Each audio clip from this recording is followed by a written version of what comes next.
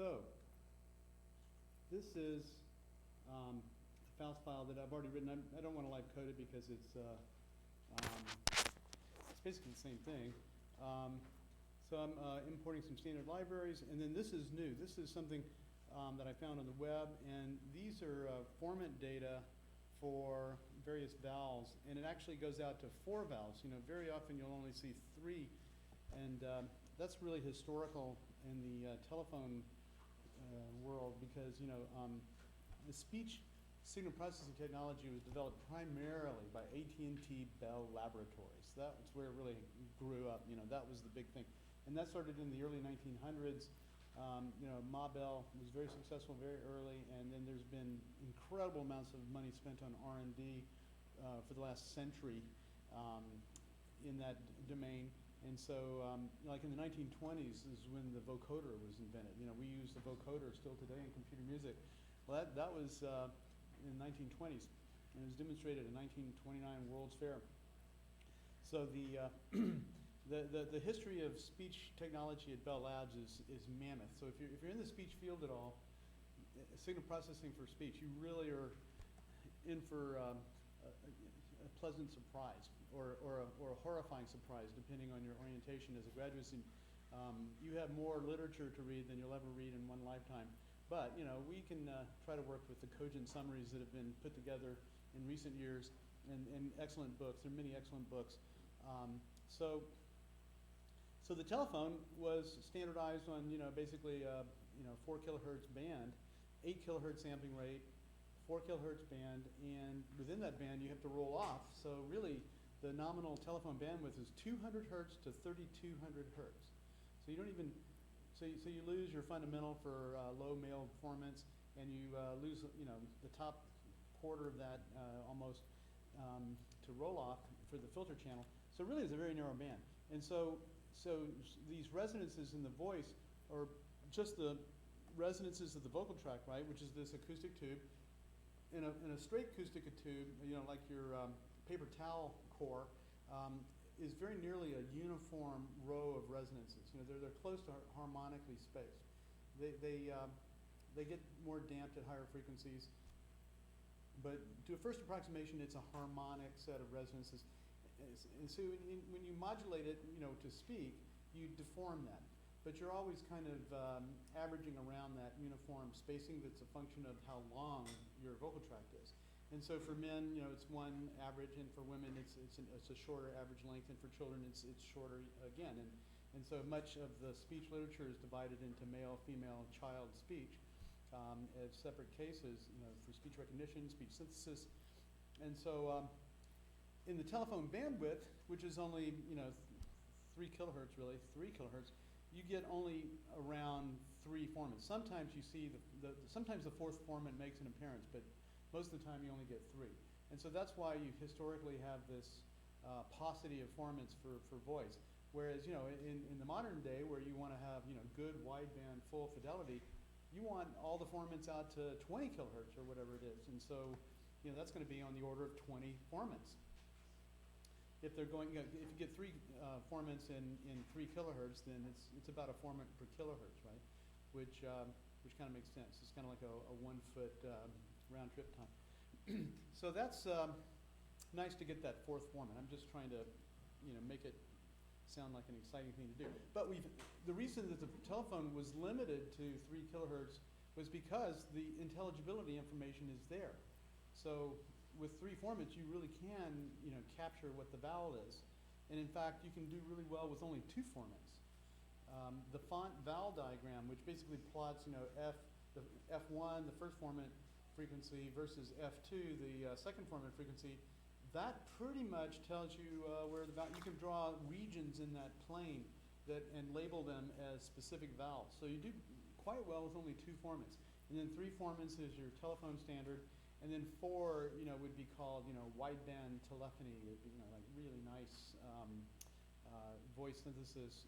And so the higher formants are usually just, you know, they can be approximated as uniform. And a good reason for that is critical bands, right? Because critical bands of hearing are about, you know, 20% of the center frequency. So if these formants are going along at, you know, 1 per kilohertz, and the fifth formant is up around 5 kilohertz, where the critical bandwidth is on the order of 1 kilohertz. Well, that's our average formant spacing. So we're actually starting to get multiple formants in a critical band, and we don't resolve them, and that's why there's no speech intelligibility information there. We don't get any vowel discrimination information there. So it really is all concentrated in the lower formants. And similar remarks apply for the pitch lines. So your formant, your first few harmonics can be resolved, but the higher harmonics are not resolved. Yes? Do you know, like, current art are most people doing voice recognition in 8K? Not really. Voice recognition has always been a bit higher. Okay. So telephone is only 8K, but speech recognition has been more historically 16K, because I guess there is some useful bandwidth up there. I don't know what the current standard is, but I've never seen speech recognition only going at 8K. Yeah. I think the lowest I've seen is 12K. So now, let's see what we have here. So we've got all these vowel data, formant frequencies, bandwidths, and you don't need gains because these are formants in an acoustic tube where the input is at one end and the output is at the other end. And what is that? You know, we know about controllability and observability. So this is a controllable, observable system. So that means there are no zeros that are going to hide any modes from either the control or the observation. And so the numerator of this filter is going to be 1, or constant. It's going to be some gain. So there are no zeros, or all the zeros at infinity, or in infinity, you could say. So so that's cool. So there's no specification of gain in that case. The gain or the height of the formant resonance is determined by its bandwidth. If you make it narrower, then it's going to go up really high. If you make it wider, it'll go low because it's more damp.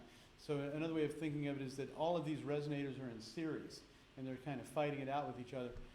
They want to be in parallel, right? If you're listening to a resonator bank, and what matters is the relative amplitude of the resonances, then you probably do want them in parallel, because that's the least numerically stressed arrangement.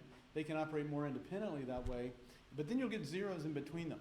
So resonances in parallel get nulls in between them because there's a point at which they're out of phase and you get a notch. And so if you have a parallel set of resonances with only one in each denominator and each numerator, then you'll get a null right in the middle if they're identical bandwidth by symmetry. So you can tune that notch by playing with the relative phase of the residues of those sections. And so the general case, of course, for second order resonances is a first order polynomial in the numerator. That's what our partial fraction expansion looks like if we break it down into second order sections. So in general you have one less order in the numerator for the denominator, and then you're fully general. You can tune that zero to get any case, including the all pole case. All right, so this is a lot of good vowel data here, and so that can be brought into this code. But this example right now is simpler than that. It's just hardwiring it to the vowel cases, so 750, 1250, and 2500. And so I put it on sliders so we could play with it, and that's why I have this smooth here. This smooth is just a one-pole low pass. You could say it's a Butterworth low pass, where the more fundamental thing to say is that it's the unity gain one-pole low pass. So the pole is at 0.999, and that means the zero has to be, or the gain rather, has to be 1 minus 0.999, and that'll give you unity DC gain, and then it just rolls off right away.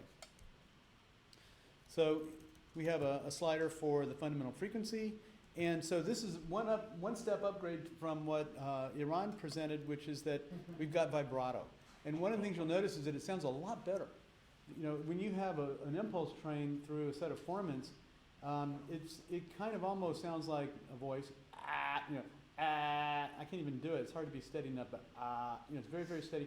But if you now then put the vibrato on, then the harmonics will paint out those formants much more clearly, and you'll hear it much better. So you get a much better vowel percept out of that.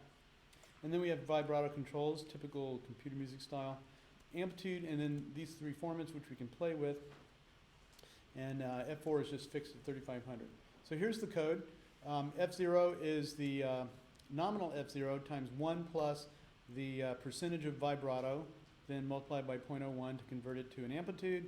And then it's using the oscillator in oscillator.lib, which is the rotating phasor oscillator with the sinusoidal output. So OSC-RS is OSC rotating phasor, S for sinusoidal output. It's also got a cosine output if you need both. And then all it needs is a frequency for the argument. And then we have the formant frequencies made into a list. This is really a parallel bank of signals. In Faust, everything's a block diagram. And so a signal is a block diagram with 0 inputs and 1 output. And so this slider puts out a signal. And so we put all the signals in parallel, and you kind of think of them as a list of signals, even though it's just a parallel bank of 4 block diagrams, each of which has 0 inputs and 1 output. That's your signal bank. Okay, now these are your cues, and they're similarly arranged in a list, but each one is really a signal, a constant signal, 0 inputs, 1 output, which is this constant over and over again. And then there's a utility in math.lib for taking the ith element of a list. It's basically just selecting one of those signals, and we call that f sub I. And this is now using pattern matching. So I'm writing this as f of I,